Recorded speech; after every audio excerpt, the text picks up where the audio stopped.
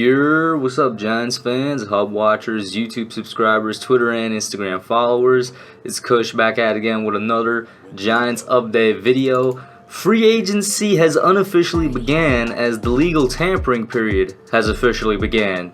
At 12 o'clock today, NFL free agency, as you guys have seen, a lot of teams are now officially allowed to talk and meet with, players, agents and whatnot, and the players' team and get contract started, whatnot. Any contract that's announced today, by the way, won't be official until March 17th, Wednesday, when is the official start date for free agency. But we've already seen, a couple of deals been passed out specifically for pass rushers and edge rushers, and this directly affects the Giants and their situation with Leonard Williams. Now, real quick, the 3 contracts as of right now that have been announced. I think the first one was Marcus Golden. He's going back to Arizona on a $9 million a year deal, something around that. I can't remember the complete, a total amount of money he's going to be earning. I think it's 3 years, $9 million, something around that. Then we saw Shaq Barret. He got re-signed to the Bucks, and this was a surprise. Something below $20 million a year, just for $18 million a year. 4 years, $72 million, and I think it's something that's actually $17 million, not even $8 million a year, because $4 million of the total money he's getting is that conditional money, kind of like that incentives and whatnot. So he takes a pretty extreme discount based off of the pass rushing market we've seen over the past couple years in the NFL. I'm not sure if this is going to completely reset the market in years going forward, but it does so for this particular year, this particular offseason, which helps us out and helps out teams in general. So in a way, the fact that we're missing cap space like $40 million because of the COVID pandemic kind of helps us out here, which is not something that I expected. But Shaq Barret, somebody that we all thought was going to go for $20 million plus, maybe like $23 million a year or something like that, only goes for 18. The best edge rusher, the best pass rusher on the market, goes for that cheap. And Romeo Okwara as well, he re-signed with the Lions. He's going to stay in Detroit for 3 more years at least. I think it was 3 years, $39 million. So the first 3 contracts we saw, all edge rushers, all right, all re-signed to the teams that they were with as well. 2 of those guys former Giants, of course. One of them a Giants target in Shaq Barret, all off the market. And what have I been saying for weeks, maybe months now? I'm going to say months, since January, essentially, since the season was over. I've been saying I want Leonard Williams back. Leonard Williams is a great part of the team. He's an integral part of the defense. One of the main reasons our defense was so good. But I don't want him back for more than $20 million. And I've been consistent on that. I've been saying for months, anything above $20 million for Leonard Williams, you're paying too much. And now we see the best of this group go for $18 million, and the rumor is that Leonard wants like $21 million plus. He either, and his agent, they either need to adjust their expectations, because once again, he was not the best pass rusher on the market. The best one went for 18. They need to adjust their expectations and adjust what they're asking for in the negotiation process, or they need to just get up out of New York. It's really as simple as that. I never want to give him $20 million, and now it's outrageous what he's asking for, considering what the guys have, the other guys have gone for so far.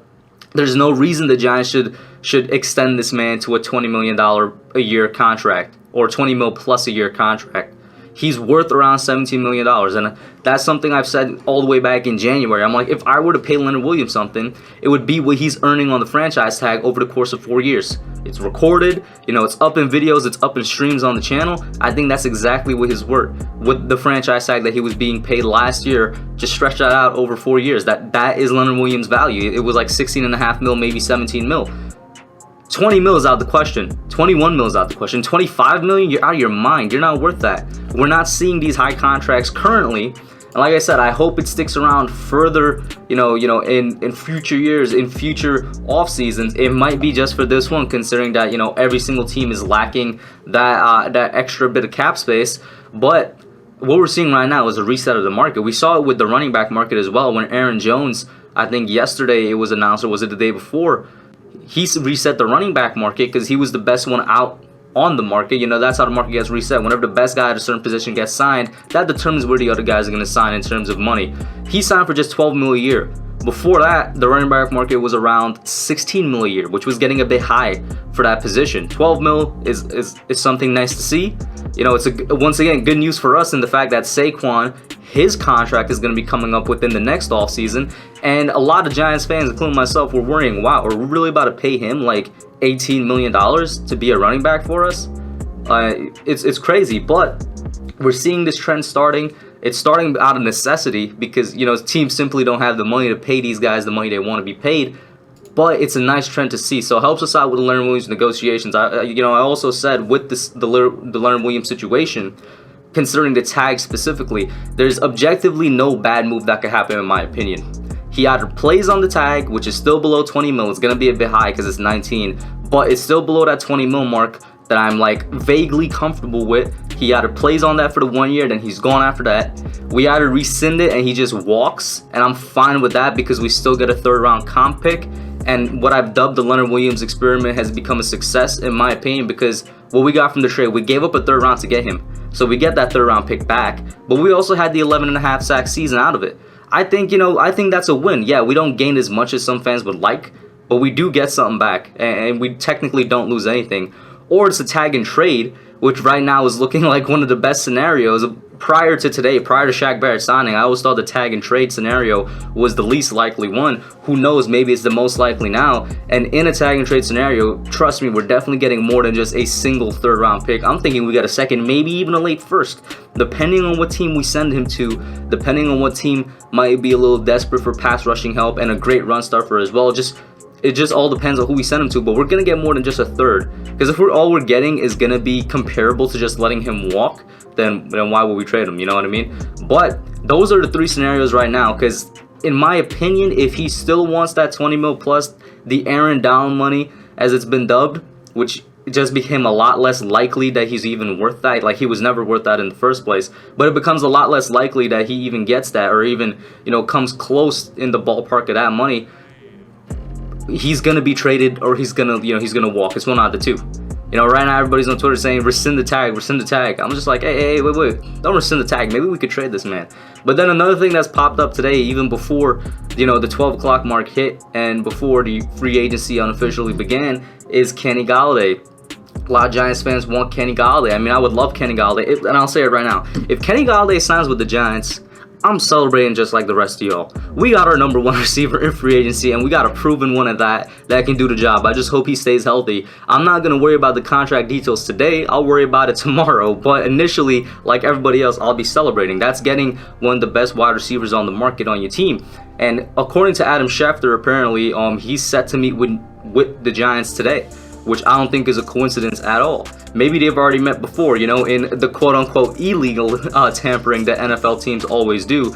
But Kenny Golladay has quickly become, over the past week, a lot of people's favorite free agent target for the Giants. And depending on how this Leo situation plays out, whether we extend him or even if we just rescind the tag. First of all, if we rescind the tag, we get $19 million back in cap. Just from Leo, right? If somebody correct me if I'm wrong, we get around that back in cap just from Leo. That alone should be enough to sign Kenny G. In my opinion, what I would do is I would look to sign a guard. I wouldn't complain once again if we get Kenny, but what I'm looking for as a Giants fan, first and foremost, I'm going to be looking to sign a guard before anything else. And that, in my opinion, is good enough for the offensive line. At that point, we got 3 guards, 3 tackles, 2 centers. On the roster, any other guy you could get, you could honestly sign as an undrafted free agent, or on a vet minimum contract for depth. But I'm talking about, the 53-man roster and whatnot. I'm fine with rolling in with 3 tackles, the 3 guards, and 2 centers. That right there, I'm good with. And then we could focus the draft on getting 2 wide receivers, 1 in the 1st, 1 in the 4th, shoring up the defense. Like, that's how I would go about it.